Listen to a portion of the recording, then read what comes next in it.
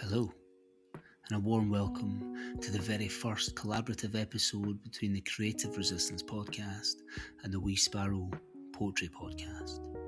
I'm Scott Cassidy, and this episode finds me and my ace pal, Claire Thom, head honcho of all things Wee Sparrow, the press, and the podcast, chatting to the mighty Malika Booker. Claire and I have co-hosted conversations on the Wee Sparrow Poetry Podcast with some incredible writers and thinkers, and when we first pondered a collab, there was one name that had repeatedly popped up and aligned with the shared ethos of both podcasts: Malika Booker. Malika is a true force in the literary world, a lecturer at Manchester Metropolitan University and co-founder of the legendary Malika's Poetry Kitchen. Her accolades are jaw-dropping. A Royal Society of Literature Fellow, a Cavie Canem Fellow, and the first woman ever to win the Forward Prize for the Best Single Poem twice, for The Little Miracles and Libation. But beyond the awards, Malika is a builder of community and an interventionist. In this conversation, we explore how she used her own kitchen table to build a democratic space for writers who were sidelined by the establishment. We talk about poetry as a tool for decolonising history, the empathy machine of the written word, and why, in a world that feels increasingly scary, the poet's voice is more dangerous to power than ever before. Whether you're here for the poetry or the creative resistance, Claire and I are delighted to have you on board, and we hope you enjoy the chat. A very warm welcome to the podcast, Malika. Thank you for joining us. Thank you for inviting me. And hello, Scott. Hey Claire, how you doing? Good I'm to be good. with you. And hi to Malika as well. So this is a collaboration between the Wee Sparrow Poetry Podcast, which we occasionally co-host together, but also your podcast, the Creative Resistance Podcast, Scott. It is indeed. So yeah, used to chatting with you on the Wee Sparrow Poetry Podcast, but yeah, also launched the Creative Resistance Podcast late last year. So delighted to do a first collab and get Malika Booker on as the first guest. So yeah, absolute pleasure. Yeah, because when we talked, Scott, about doing a collaboration, Malika's name just kind of came. Well, I was actually reading Raymond Antrobus's latest book, and your name was mentioned a few times, Malika, and I just thought this is the perfect guest, I think, for a collaborative episode, because I think you embody so much of what we like to talk about in our episode. So I'm going to get going. The first question, Malika, your work has always felt deeply connected to the creative community, from collective spaces like Malika's Poetry Kitchen to performance rooms to the page itself. How have creative communities shaped not just your career, but your craft? And at this point in your creative journey, do you see yourself more as a participant, a bridge, a mentor, or something else entirely within those spaces? Oh, that's a really good question. So let's start first with the fact that I think creative communities have been are just an intrinsic part of my practice. The working in community, the creating in community. I think the need for community came up through a space of lack, through an idea that we were not invited to, or there were spaces that were not open to us, or there were poetry conference where we went to where you realize that the people who were talking about poetry and poetics and the poetry that they were putting down was what you were attempting to write. And I think Roger Robinson is a close friend of mine and was a close friend of mine at the time. And Roger and I really, really were interested in craft, in developing our craft, and learning. And so the Poetry Society, sorry, not the Poetry Society, the Arts Council at the time, I think they were called the London Arts Board, funded the creation of Spread the Word, which is a development writer organization. It was the first of its kind. And I remember I went to all of their courses. I didn't have money, so I volunteered. I think on the books, I was at all of their courses except their radio drama course. I knew I wanted to write. I knew I really was hungry for learning. And they, at that time, Kwame Dawes won the forward. And so he came over and was invited by Bernardine Evaristo and Ruth Bothwick, who ran Spread the Word, to run this thing called Afro Style School.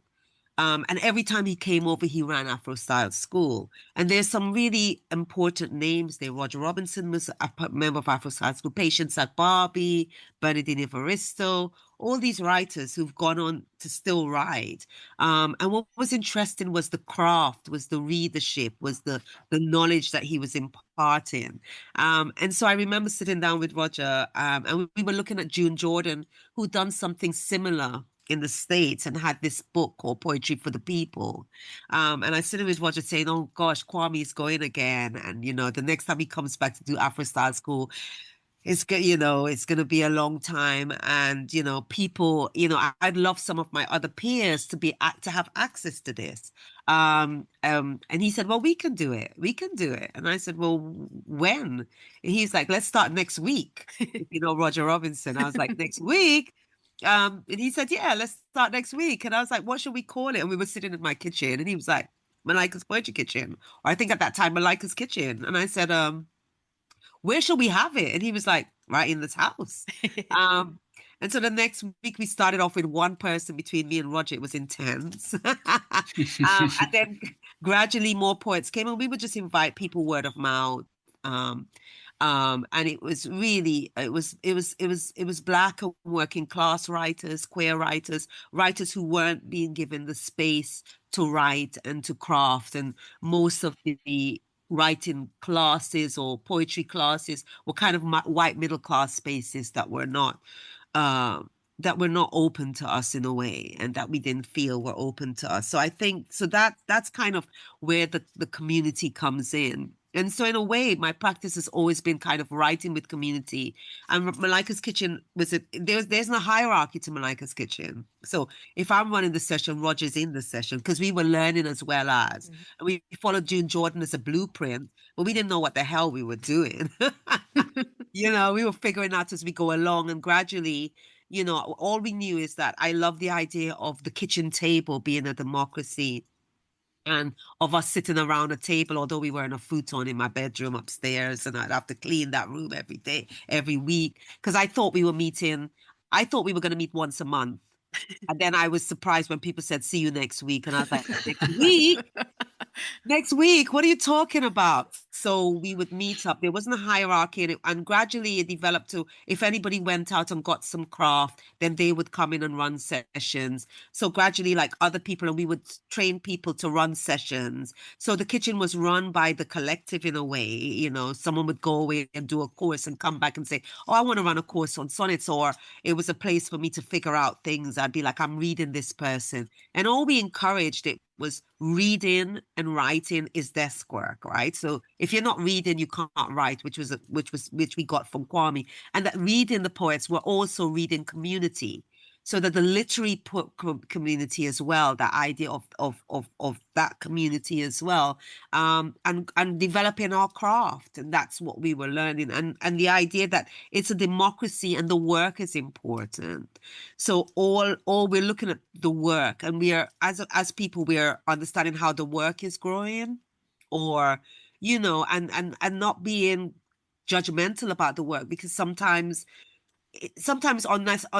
unconscious bias comes out in the page, so just being able to like show the person what's happening, what's come out, instead of being condemnation or anything like that, because that raw work is just raw work, and how we developed and crafted. So I think that's kind of shaped my career in a way, but also I've always been to these interventions.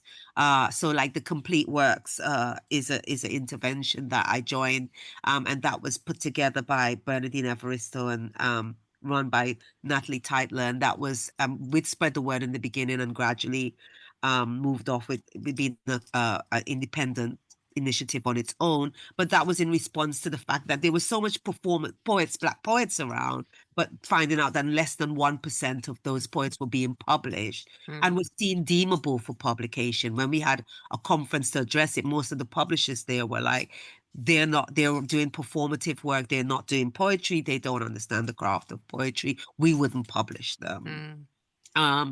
And so that those interventions, I think, have made of Malika's Poetry Kitchen, the Complete Works, Afro Style School have made a really big dent in the poetry establishment. You know, you have people like Karo Chingoni being the editor of Bloomsbury, came to the complete works. You have Sarah Howe being the editor at Chatto, came to the complete works. You have Raymond Antrobus, you have Inua Ellams, you have Yomi Shode, you have Karen McCarthy Wolf, you have all these writers that came through Wars and Shere, they all came to the complete works, but they also started with initiatives that were set up for community, like Fliptide Publishing by Nee Parks, who first published Warsan when these other institutions wouldn't consider us, or People Tree Press, publishing people like myself and Roger and Nick initially, with books that have gone on to do really well and have gone on to be classics,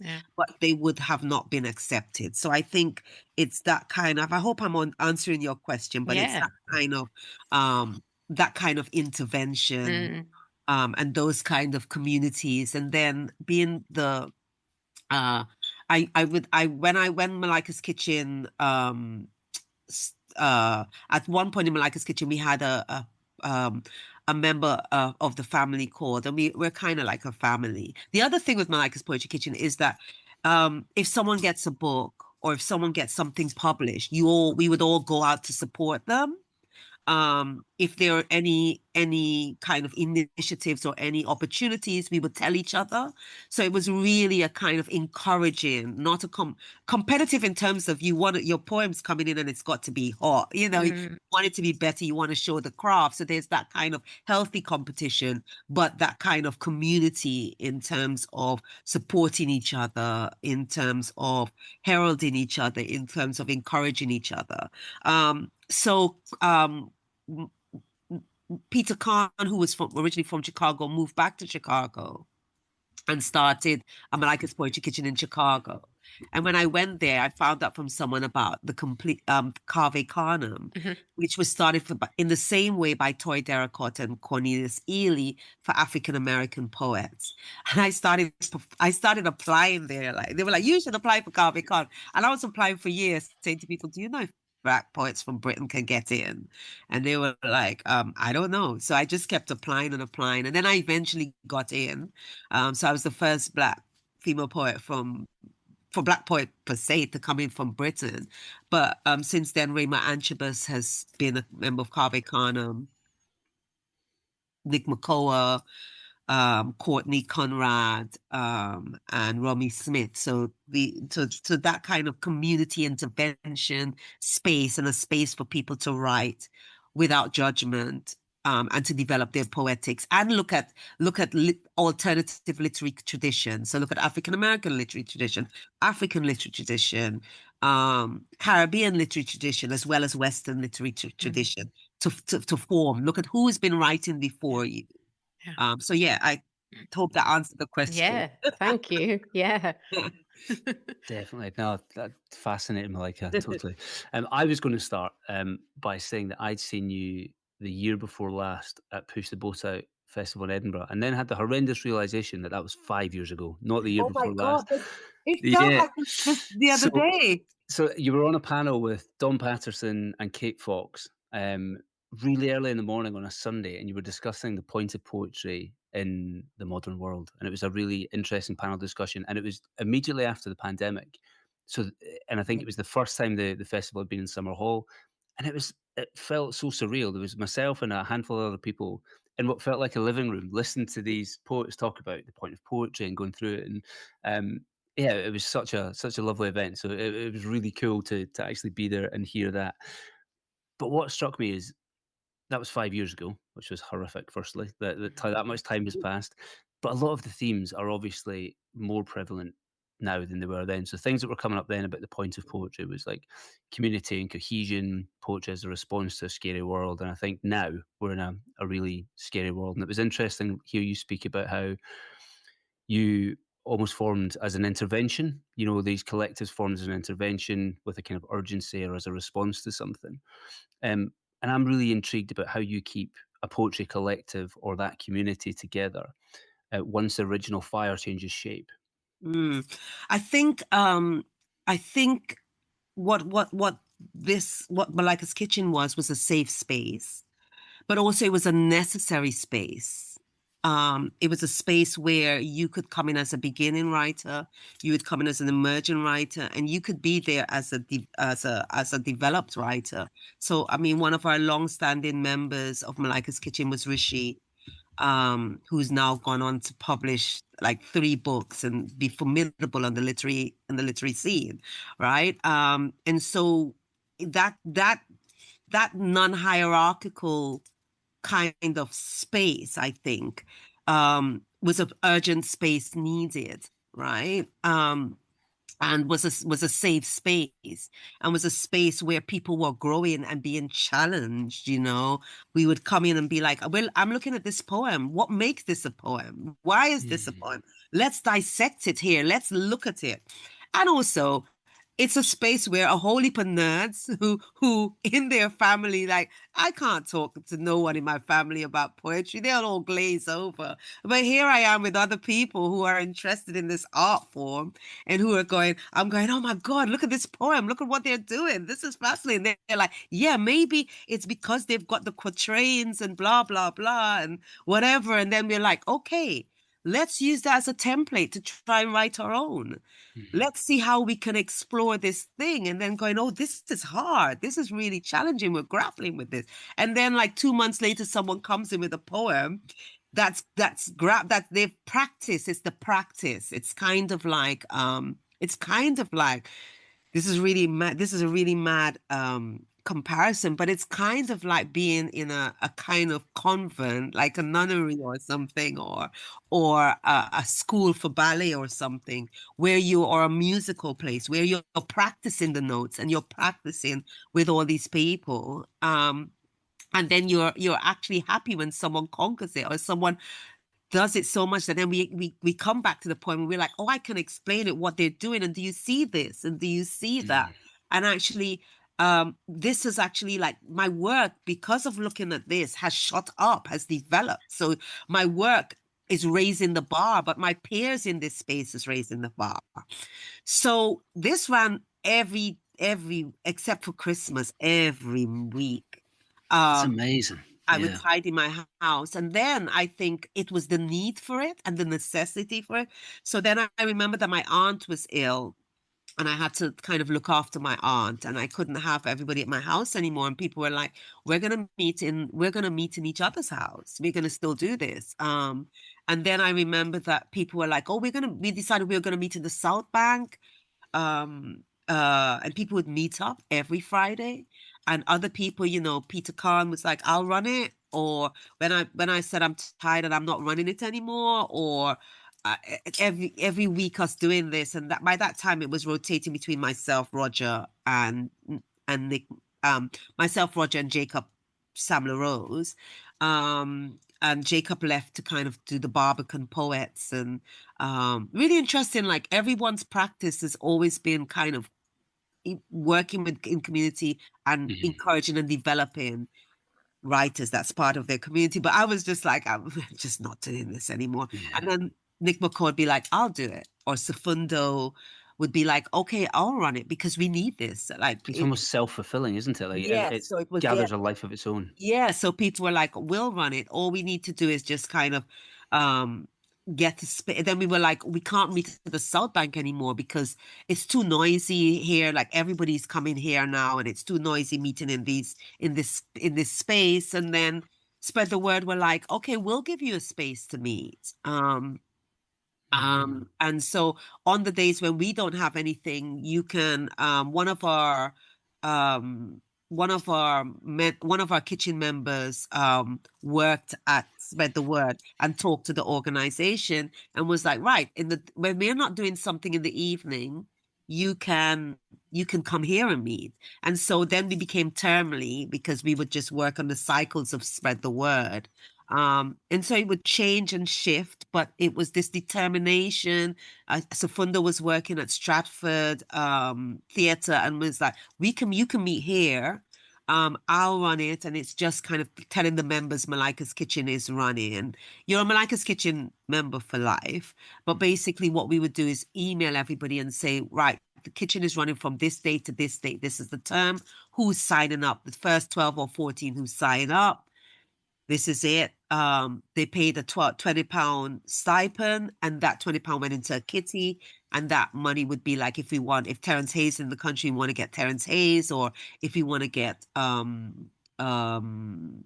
Miller, or if you want to get Bernadine in, we'd pay them to come and run kitchen, or Fred Guys in the country, we'd pay them to come in and kind of lead a kitchen session. So it was on that kind Love of it. level. Then, during the PhD, it went on a hiatus. And also every initiative was, I was just about running it, and it was just this thing that was running. So every initiative, and even the reputation of the place, it's all on the members. For me, it's just this thing that Roger and I were doing, but it's the members who would be like, I'm a member of Malika's Poetry Kitchen, and who would put it in their publicity and stuff like that. And people be like, oh, okay, Kaiko Joni was a member.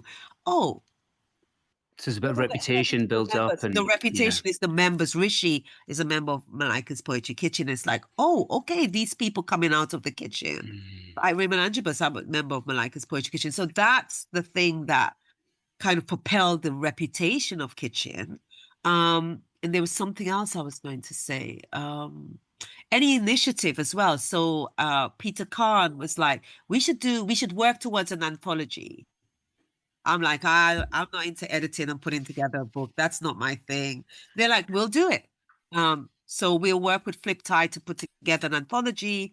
We'll collate it. We'll collect the poems. We'll work on it. We'll dedicate some spaces to that. And every time there's been an anthology, that's been sparked by a kitchen member, whether that's Maisie Lawrence, Rishi Dassadar, and Jill Abrams, saying, you know what, we need to put together this 20th anniversary. We need to put together an anthology. And what are we going to do to make that work? I'm like, I'll put the poems in. Hand it over. My forte. So the initiative came from there. It's been on a hiatus because I was doing my PhD. But everywhere I go, there's still people are saying, where's Malika's Kitchen? We need it. So I think next year, once I've recovered from the PhD and got a collection out, I'll start thinking about what the kind of future Malika's Kitchen look like. I think it might be online. It might be online, and it might be a kind of global space. For Black poets, because they're poets in the Caribbean or on the continent who don't have access. And so it might rejig itself in that way. And then I might look at how can it run sustainably, and what measures have to be put in place for that. Which is something that we didn't look at before, right? So before it was just me, Roger, and Jacob every week, the bedroom, the this, and it was just that. And we didn't really look at it as a kind of institution. So what happens if, we're in the next space, could it be a space that doesn't need, I can go in and guest lecture or guest one? Is it a self-sustaining place? And I think that's something to look at and research and develop. So we'll see what happens. Love that. I love the kind of organic nature, and it's so interesting listening to you talk about how that grew. And I can think of 2 or 3 other sort of smaller scale poetry communities, the Wee Sparrow being one of them that Claire started. There's one in Scotland called the Scribblers Union, that all involved people sitting together to write together, that have grown to become wacky and wonderful kind of offshoots of that. And I think that's so important. And again, all written in response to something, people collecting, for a shared purpose. So moving from that kind of response to the sort of reaction of poetry. So poetry is often described as both witness and catalyst. And when I was pulling this question together, I think the poem that sprung to mind for me was Rifa Alarir's If I Must Die. I think over the last year or two, that poem has been incredibly, it's been incredibly powerful, both as bearing witness to, the atrocities that have happened in Palestine, but also pulling people together with a shared cause. In your experience, Malika, what can poetry genuinely change, either in a person, in a community, or even in public discourse? And where do you think its power begins and ends? So I would start from the personal. I think poetry, I know some people say poetry can't do anything and poetry doesn't change anything, and it's just this kind of art form. Um, I strongly disagree. I strongly, strongly disagree. Um, I and I disagree because whenever a state becomes a dictatorship, it's really interesting, but the first people they come for are the poets and the writers. And why is that? What is it about language and creatives using language that's so threatening, right? So that's the first thing. The second thing is when I was a child growing up, I really loved history, and I really, really, really loved history. But the thing that made me understand something about oppression and British society was William Blake's poem, The Chimney Sweep. It Wow. changed my life. Learning about Victorian society and learning about industrialization and stuff like that in a historical context didn't elicit a sense of empathy in me or a sense of understanding.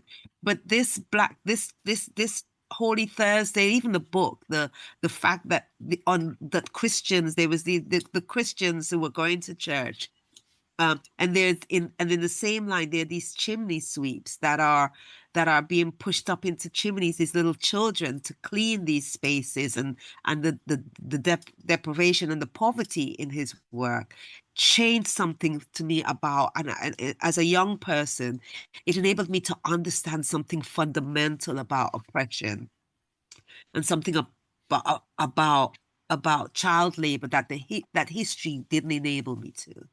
Right. And then I'm thinking about people like Heaney, right? Seamus Heaney, people like Evan Boland, writing about women, writing around women and how they were looked at, and how female poets, and as a female poet, what she had to engage in, enabled me to understand something fundamental about gender within Irish politics. And within that not only is there this kind of political and religious struggle, but that is also enwrapped in that is gender within the patriarchal system. And even in poetry, there's this patriarchal hierarchy. Her essays are fundamental in that, but her poems as well. And then I think about poets that I love, like Sharon Owes and Toy Derricotte, who when they were writing were really ridiculed and harshly critiqued for these confessional poems, for writing around what was seen as taboo, for writing around women's interiority, but also writings about the realities of growing up with parents who were fundamentalists, but also who abused through parenting and through their child rearing, right? And how that was not seen as something important to write because it was coming out from women's voices.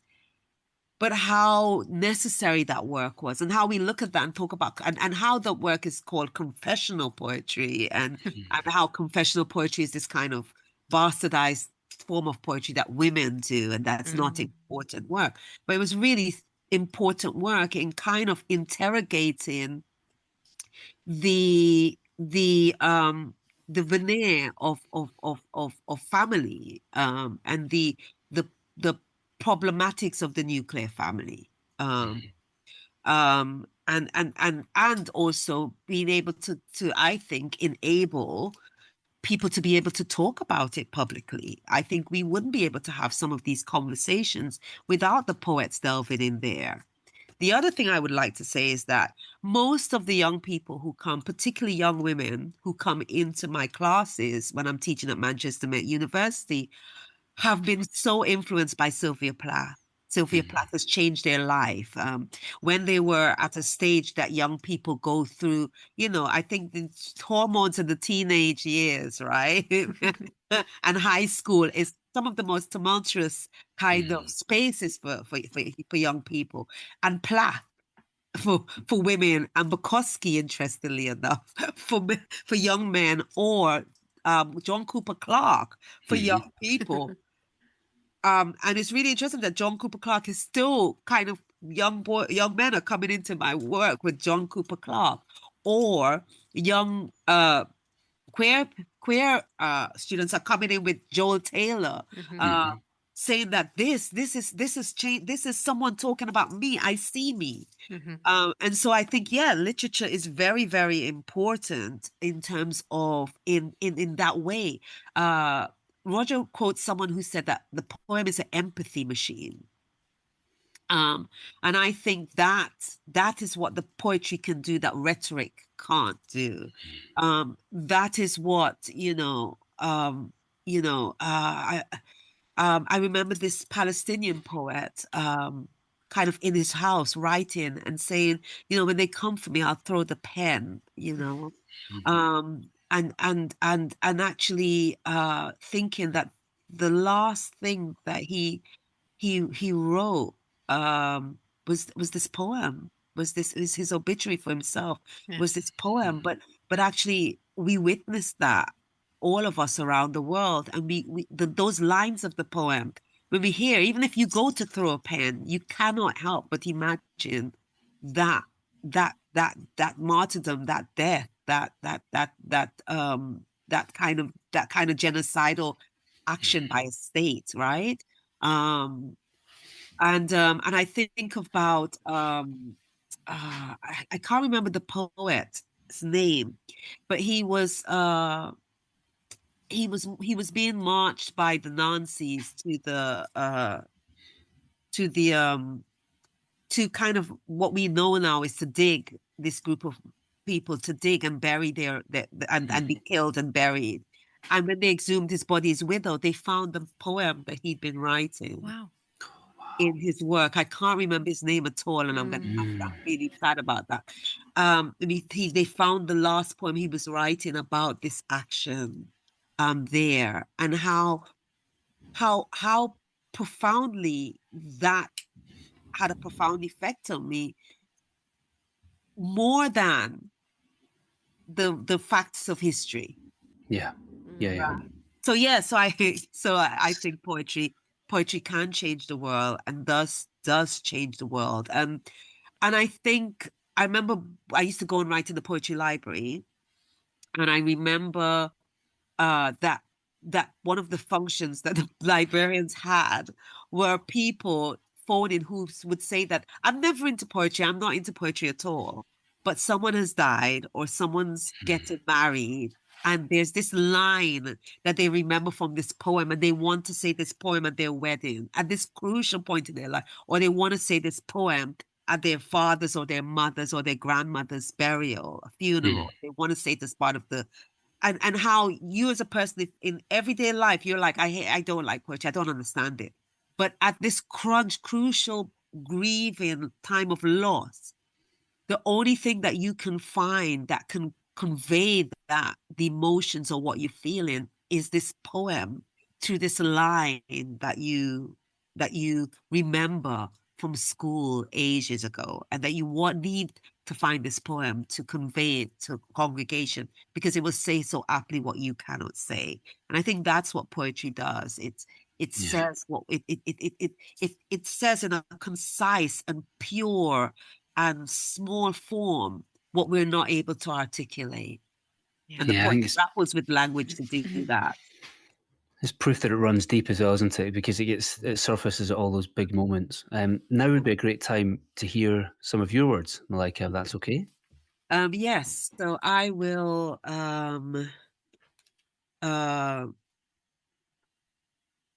since we were talking about loss, I will do a poem called Loss from Pepper Seed. I remember your skinny ankles, thin, flighty hair hating to stay neat. You loved a joke, but I don't remember your hands, the shape of your fingers. I remember calluses, but not their location. Fingers slim like okra, but were they? Your hands constantly in motion, like a hummingbird, dipped needles through coarse cloth, knitted chunky wool scarves, plaited dough to shape bread, stitched family again and again. Those fluttering hands are still. Long gone your scent of cocoa tea, skin more milk now than cocoa. I ask you to show me those hands. You stare. Take time, my child. You're always running. Slow down. That's no answer, I choke. But you're gone. In your place, a butterfly. Show me your hands. Thank you. Yeah, this poem from Pepperseed, which is a fantastic collection. I've read and reread the poems and published by Peepal Tree, which we talked about before. And this links to what we've been talking about, the role of poetry. And I think you said, you know, people turn to poets in difficult times, times of loss, times of joy as well, because it can express what we can't seem to get out. We find our words through the poets. And also, talking about history, poetry tells the truth. It asks a question often and it answers truthfully. And like you said, in times of war and conflict, they go for the poets because they're the truth tellers. You know, they're the ones who are saying the truth in a way that I think can be threatening to those in power, because it's like, oh, no, we need to silence these people because they're actually telling the story as it is. And many of your poems and workshops engage with memory, ancestry, overlooked voices. So how do you see poetry then functioning as a tool to decolonize narratives and reclaim stories and histories that have been silenced or erased? So that's a really, really good question. I'm always interested in the fact that I have a healthy respect for poetry. Mm-hmm. I think poetry is one of the longest running art forms. You know, it existed before the printed word. And for me, the idea that even in its printed form, so much of what was established in the orality of poetry was taken forward, the repetition, sounds, you know, imagery, all of that was in the poet for memory. The poet was the griot in some spaces. The poet was the troubadour in some places, was the orator in some places, who went around from village to village, taking words. The classical poet can be found in every culture. Yeah. Every culture, there's the poet, right? So that's my starting point. The other point is, for me, that in in in systems where the first thing that is taken from Aboriginal or from global majority people of color is language, history, narrative, and story, and in a way it's bastardized, or the history that's taught back to you is from a kind of Western gaze, okay? And we can look at what's happening in America now, with the book bans. We can look at what's happening in America now with Trump going into museums and taking out all different aspects of archives that portray the reality of slavery, say that did not exist, right? And then you understand the necessity of engaging the imagination in a form of witnessing, that witnessing is important, that telling your own stories and your narratives are important, and they're important particularly to bodies of color. But the other thing is the challenges of that is that is going to be read through identity politics. I resent and I challenge that notion of identity politics, because only poets of color, only queer poets, only sometimes female poets are read through identity politics, right? The white poet, the white male poet, is not read through identity politics. Is not read through, oh, this is a middle class white man going through anxiety and having what do you call it, a midlife crisis, right? No, they're not read through that lens. Yeah, exactly. And so what happens in the process of witnessing and in writing truths and in writing and chronicling facts and history and reckoning with history is this kind of denunciation of it as identity politics and a refusal to read it in the wider paradigm. So for me, Karen McCarthy Wolf and Mona Ashi just created this amazing ecological book called Nature Matters. I forgot her name, but in America, can't remember the name of the African American poet, but she also created an ecological and nature kind of anthology. And why that's done. So if you look across the landscape of nature poetry, and even if you look at the prizes, they're majority white. It's almost like poets from other denominations do not write about nature.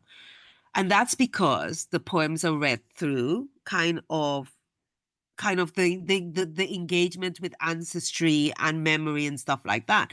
But they're engaging with they're decolonizing the spaces. So if you're writing about Sudan, there's no way you cannot write around Sudan without writing about the impact of colonialism on the soil and on the repercussions of that, right? If you're writing about plantocracy in the Caribbean, there's no way that you can write about that without writing about the ecological abuses that happened on the land. Yeah. But those poems are not going to be read through an ecological lens. You know what I mean? So I think there's this because you're writing and exhuming these stories and reckoning with these stories, the African American literary tradition of persona, practiced by Rita Dove and Tyamba Jess, where they are exhuming these figures of Frank Tex Walker, where they're finding these people in archives, or Robin Costa Lewis, where they find these people in archives who are just a name, and having to magically, fabulate their histories in order to tell these stories, these vital stories. I think it's important work. Writing into the taboo is important work. Writing should not be a comfortable, easy thing. It should be wrestling with complexities. It should be wrestling with, healing, wrestling with how do I write about the interior and the personal in this fraught political landscape? And how do I, but not as a polemic, but as a way to transform it into art. That's what you do with poetry. So I think it's necessary work, and I think it's a necessary tool. I think, and this is controversial, but this is my own thinking. I think some of our preconceptions with drama, with trauma, and with protection of people in audiences and protections of ourselves from trauma, and I think it's problematic. I think being in a poetry audience and hearing everybody come up and say, trigger warning, trigger warning, trigger warning, concerns me. It concerns me because of the history and the contested history that I write from. The whole of Pepper Seed would be a trigger warning, right? And so what is that doing? What is so, and when someone says trigger warning, then I'm not listening to the poem anymore. I'm waiting to hear what do they consider the trigger warning. And sometimes when people say trigger warning race, trigger warning gender violence, trigger warning this, well, these are all events that are happening in our life during lockdown. Gender violence, based violence globally rose significantly. We need to be able to write about that. And we need to be able to speak about that. And we need to be able, we can say, this poem, we need to be able to trust that adults can self-help care themselves. And so, because what is a trigger warning? A red might be a trigger warning for someone. What is a trigger warning? We can't tell or foresee what could be a trigger warning. So I feel as if it's a kind of policing of the imagination and policing of the performance space happening. Well intended, but it it depends on the fragility of an audience. When some of the bodies who are writing that stuff are not allowed to be fragile. Yeah. Okay, so if you're a trans body, you're not in you are fragile in itself. Yeah. Right. And so you're relating the fragility of your existence, and you're having to protect the fragility of an audience. And I almost apologize for delving into this work. So sorry, I just went off on a No, tangent. it's great, because also then it's sort of suggesting that there's a privilege that, oh, this is trigger warning, you might get upset by it, so you can look away. But then, like you're saying, the writer who's writing about their experience, they haven't had that chance to look away. They're writing from a place of fragility. I agree with you. I think there's a trigger warning. So if it's going to be too much, you can look away from it. No, because the writer hasn't had that chance. And they've had to grapple with it. Exactly. To transform it into art. They've had to grapple with this. They have, you know, if you're in the, you know, if you're in the Ukraine, or if you're in the Congo, or if you are writing from that community in the diaspora, and if you're grappling with it, if you're grappling with what's happening in India, and you're writing from a kind of Muslim body in terms of what the state is doing, then or if you're a woman if you're grappling with writing about women experiencing abuse, to start off apologizing for that, or to protect someoance fragility, it's problematic. So I've been dying to talk about this. I agree totally. Because I think that there's something problematic in that arena. But coming back to your question, have you seen the poem create a sizable shift, you're saying, in terms of witness? No, what was it? The decolonizing narratives. I think that's important. And I think so much, I think actually the poets, the poets who've always been grappling in their poetics, and there was a time when one of the reasons why we weren't accepted was that we've always been grappling with things. We've always been grappling with institutionalized institutionalized racism. We have always been grappling with systematic systems. You think of Sonny's letter, Linton Kwesi Johnson. We've been grappling with migration. We've been grappling with immigration. We've been grappling with those things. We think of Warsan writing, you know, nobody leaves their country if they're not to go into the mouth of a shark. Their country is not the mouth of a shark. Right? So we've been grappling with these things within, and in a certain time in the 2000s, where the majority poetry place said poetry is an ornament, it's an object, it's meant to be about the language itself, and not the topic, and not the theme. So we've been grappling with it, but I think that we have also been kind of teaching ourselves or developing the crafts to be able to engender poets now to talk about what's happening now, right? To talk about the impact of the Epstein files, the impact of right-wing nationalism and right-wing governments upon us economically, politically, in terms of language, fake narratives. I think that they can learn, that the wider population can learn from us the tools within which to write about it, but not in a polemic space, but in a way that transforms it into art.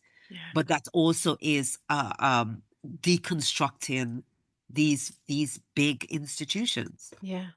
Can we have another poem before our next question? Yes. So I'm going to do warning. So this is really interesting, this poem. Someone said, did you know your poem's trending with Me Too? # Me Too. I was like, I have never written a Me Too poem. And it was this poem, Warning, that was trending. I was like, a poem of mine is trending? My God. So I'm going to read Warning. But that's also interesting, isn't it? That that this poem became, well, like was trending with Me Too hashtag on it, and it's just written about how Caribbean women respond to the gender violence that's inherent from a plantocracy kind of inheritance. Yeah. One, some great grandmother told her daughter, never let no man hit you and sleep. Pepper the food, boil hot water and throw. Use knife and make clean cut down there. Use cutlass and chop, then go to the police. Each daughter told over and over like brush your teeth till it's thick. How my mother runway cutlass, chase him. Sorry. How my mother runway man with cutlass, chase him. How my gran used cutlass pon table to explain to her man, don't lose your blasted mind and raise that hand to me. And so we are shaped, molded, and made hard. I remember my aunt kicked her man out after her child was born, cut him dead like rotten wood, after he used her like boxing bag, kicking her womb as she lay on the floor. That day her blood boiled through swell eye and bust skin, and she knew he could not sleep. He knew she wanted to kill him bad, chop him dead. Two, raised in London soil and Guyana sun. I never understood the need for cutlass, where it came from, till I visited Grenada, a place where man fist pound woman flesh like kneading hard dough. I see bull strength knock girls flat out when she man full of rum and carnival. Her run all bust lashing a woman ass every Friday and Saturday night, kicks you down, bust your tail, and next day is black eye and bruise as Pauline clings onto Ronald's foot, saying she love him through each blow. I understand. 3, I never knew I had it. Thought I was soft till that night my friend could not drive, and I offered him my bed to sleep. I felt something in his look, he and I alone in that room, and my blood raised, my pores swelled. I went to the kitchen, took down that knife, marched upstairs and told him, I'm cutting it off if you lose your mind. Don't think it, and if you do, don't sleep. Wow. Thank you. Wow, that's incredible. Yeah, so powerful. Thank you for that. So during the conversation so far, you've mentioned some big names in poetry, some real big hitters from history and from contemporary poetry as well. I'm really intrigued who you consider your poetic elders. So whether that's people you know personally, whether that's literary figures from the past, and how they've shaped your understanding and responsibility within a lineage. Oh, that's a really good question. So, William Blake. I'm going to start with William.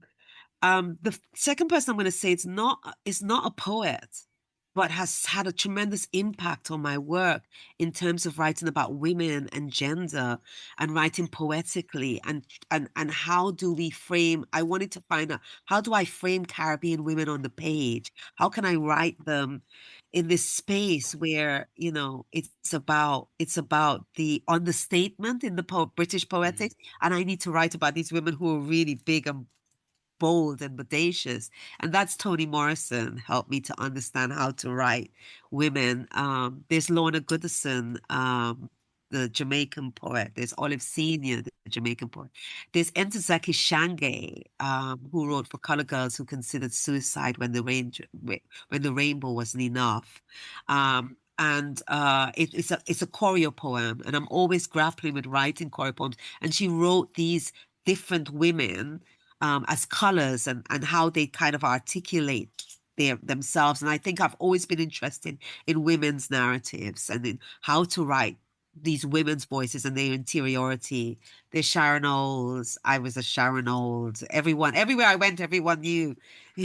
Everyone knew it was Sharon Olds. So I remember when Penguin phoned me to say, like, we'd like to put Sharon Olds, you, and Warsan in a collection called Penguin Modern Poets. First of all, Penguin Modern Poets. I was like, my God, Penguin. I grew up, my first books were Penguin. So they murdered me. And then I started screaming. I forgot he was on the phone. I was like, oh my God, in the book with Sharon Olds. And then I was like, oh yes, that would be really that'd be really exciting. Thank you. So Sharon Olds really helped me to form my poetics. Kwame Dawes is one of my kind of literary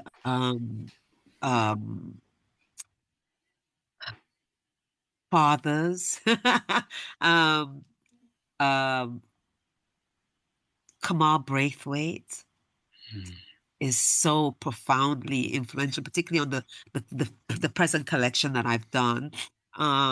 Louise Bennett, the Jamaican poet, because of her refusal to not engage with the vernacular of the Jamaican vernacular in our writing of poetry. And in me trying to find out how to grapple with writing that Caribbean language and the code switching that happens, how to move musically and everything from the Caribbean vernacular into the English vernacular. That's Lorna Goodison and Louise Bennett helped me to do that. Yvonne Boland, my God, just the essays on writing and writing as a woman to just the work that she's done. Toy Derricotte, just how she writes about blackness and women and the interiority, with such grace and beautifulness, and also for starting Cave Canem, for being what co-starter of Cave Canem, and just when I sat next to her, I couldn't talk. I was so overwhelmed sitting next to her. I like my heroes are poets. You know, I remember the first time I went up to Sharon Oak to shine my book, and I couldn't say anything. She was trying to ask my name, and I was going. My brain was like, "Oh my God, I'm in front of Sharon Oak. I'm in front of the person who wrote this." And I was thinking of all her poems and her books, and and my friend next to me, Peter Kahn, had to say, "This is Malika Booker. She really likes your work." And I was like, That's how Claire and I feel on this podcast, most episodes, Malika. Yeah. And Martin Espada, Martin Espada, how he writes political poetry about the Latino community. Yehuda Amakai. I don't know why he was a Bible for a long time. I would just take him down. Anytime I was stuck, I would just take him down. I always have these people on my desk. They're part of my desk work. If I'm stuck writing a poem, I can read and skim through their collections, and then somehow I find a solution and go back to writing. So reading and writing happens. But Yehuda Amakai was a biblical person on my desk for a long time. So I think, I mean, I could go on forever, but those are No, it's Yusuf amazing. Komunyatta. I cannot not mention Yusuf Komunyatta. And recently, Valzina Mort, her book, The Music for the Dead and the Resurrected. My God, I mean, it's not an answer because she's a peer, but that book was phenomenal. So yeah, but those, I mean, the Linton Kwesi Johnson, for writing resistance and chronicling the Caribbean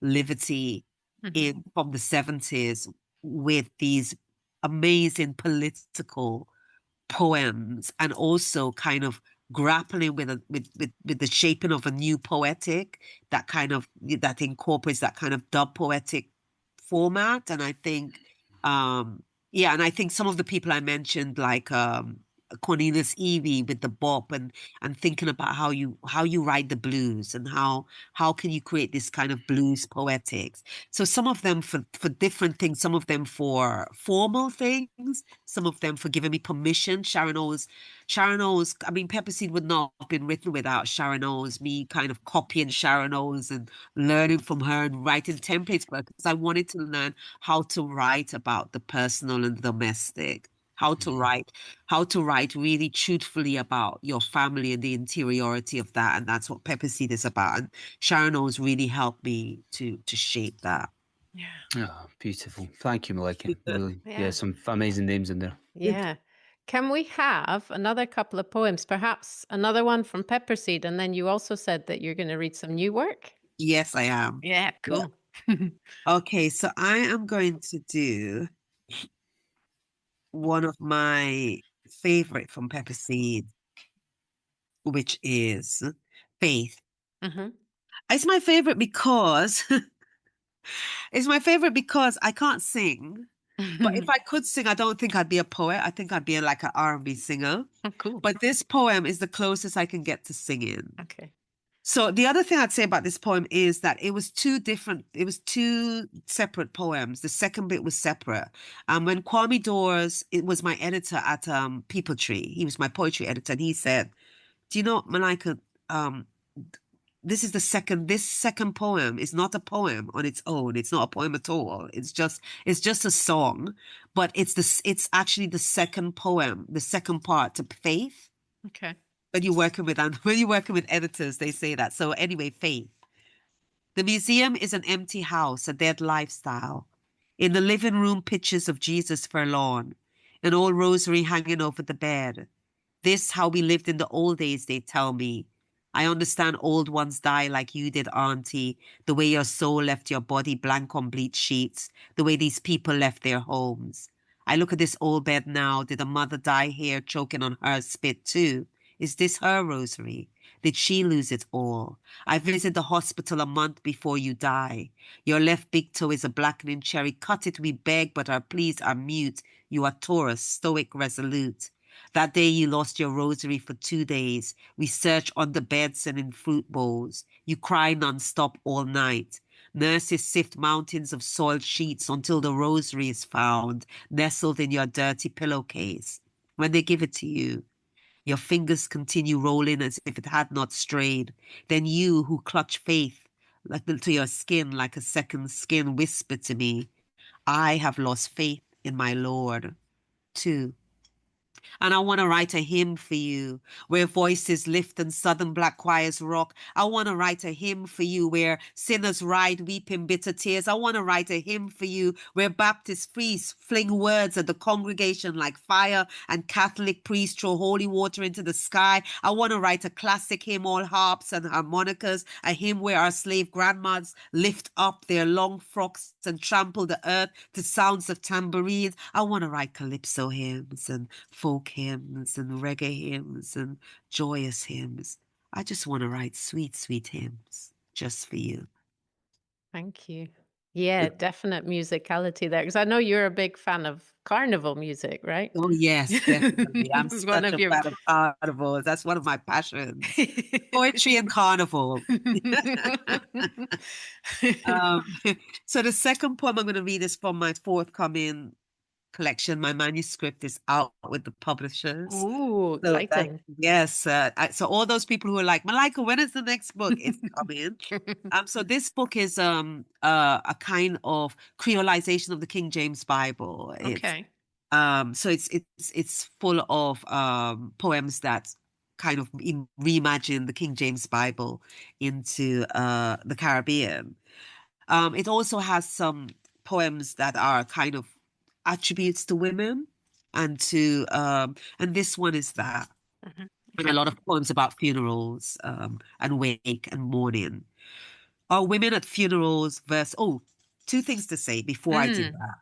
Is that there are two poets that this is dedicated to. This was a commission from Magma.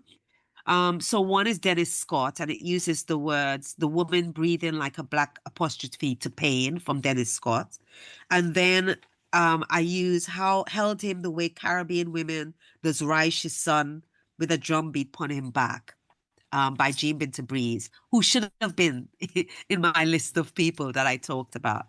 So it was a poem in homage to a poet, and I wanted to do this in homage to those two poets. So those lines are taken from there. Are women at funerals versus the domino installation.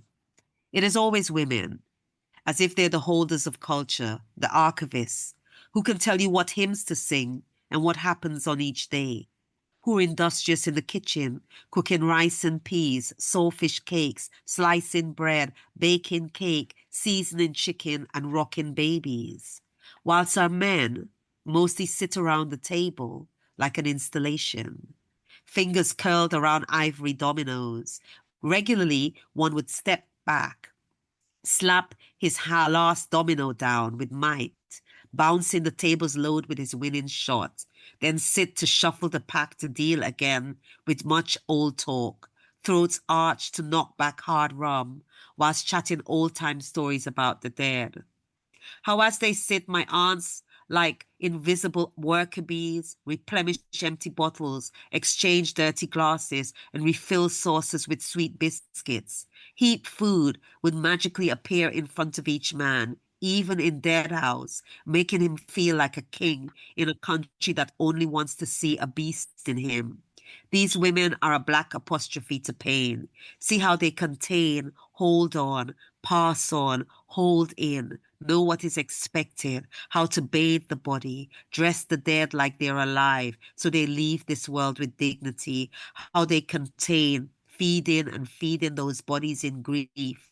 They are our institutions, the way they curve and curve their bodies like small brackets. She tells me how she curved her back to help her boy when grief dragged him down in her front room, her first funeral service, and how it hit him snot and eye water hard, held him the way Caribbean woman does rice his son with a drumbeat on him back, held him as he bawled, rocked this big man she brought into the world like the baby she cradled at birth, and she contained. She shushed, rubbed his back, patted, contained, shushed. These women are our breath, our oxygen, vital for our survival. These proud, upright spines, how they crack and straighten under all this lead, dead weight. Wow. Thank you. Do you have a publishing date for this collection, or don't know yet? Not yet. It's just kind of hatched itself in the last 3 weeks. So I have no more information to give until it's revealed. Nice. But just so people know, it's in. Every time I meet someone, they're like, "When is the next collection coming?" So It's in the It's works. so exciting. And we will also link to your social media and website and everything in the show notes so that people can, stay up to Yeah. date with what's going on. Yeah. yeah, thank Yeah. you. And so as you're moving through your current projects then, Malika, whether on page, collaboration, or in community, what new creative or political shifts are you consciously leaning into? And what changes would you most like to see happen in the literary and cultural spaces that you're part of right now? So in terms of personally, the work has led me to kind of engage with the big King James Bible, Mm. and to really kind of look at language, to look at how the formation of the King James Bible, how it's such a beautiful book, but it's such an important book in Caribbean society, and using it as a lens to kind of look at that society and see if I'd still talk about patriarchy and plantocracy and colonialism. And it's yielded so much, particularly in terms of over the lockdown, looking at the rising violence in women in Britain, but also in the Caribbean, the dismembering of women, the anger against women, and also seeing that resonate in some of the stories in the Bible and using these women's bodies to tell this work. So it's been a really interesting and engaging project. It's challenged me to think formally. I created something called a sonnet coupling, and created forms and writing in much more formal ways. I've written much more kind of epic poems, kind of Walcott-esque poems in there. So it's really pushed me in that way, but also still engaging with disparity and gender, and race, but language, like just looking at the language, and what that does. I think so that's kind of what's been happening on another scale. Still my work is thinking internationally and globally. So the work is still, as Pepper Seed spans, Brixton, Brooklyn, Guyana, Grenada. This work still does that, and my practice still does that. So I'm still engaged with Cave Canem in America. Still engaged with and been engaged with Obsidian Foundation started by Nick McCall, which is kind of like a kind of practical legacy carrying on. So learning from Cave Canem, putting together a space for Black poets to kind of be nurtured and writing, and I'm on that faculty, and just being able to have young poets, emerging poets from Nigeria, alongside poets from Georgia, alongside poets from Leeds and Manchester, being in a room, in a class, learning together and writing their work and learning craft together, producing conversations across the diaspora which I think is what I'm trying to do in my work. Writing stories out of these spaces and engaging people with those spaces and having them an insight into that, but also kind of magnifying the universality of these experiences. So, the poem I just read is very much a kind of a Caribbean woman experience in terms of wakes and funerals, but then there's a universality to it as well. And I think that, my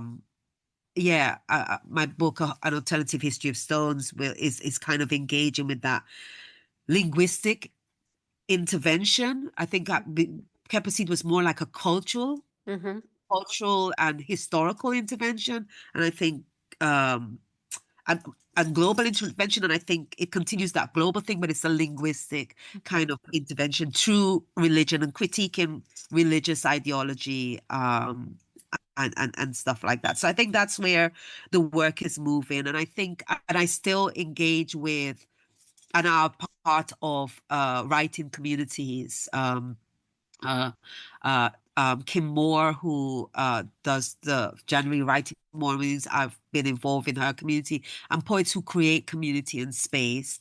And also kind of like I have writing workshops where I work with my peers, take my work to them, still have mentors like Mimi Kavati in my life. But I think as well, I still encourage in the people that I teach and mentor a kind of the development of peer-to-peer mentoring. And I think that's inherent in my practice and that's inherent in their practice, that they develop peer-to-peer mentoring and also understand that writing is not in isolation, but it's in community.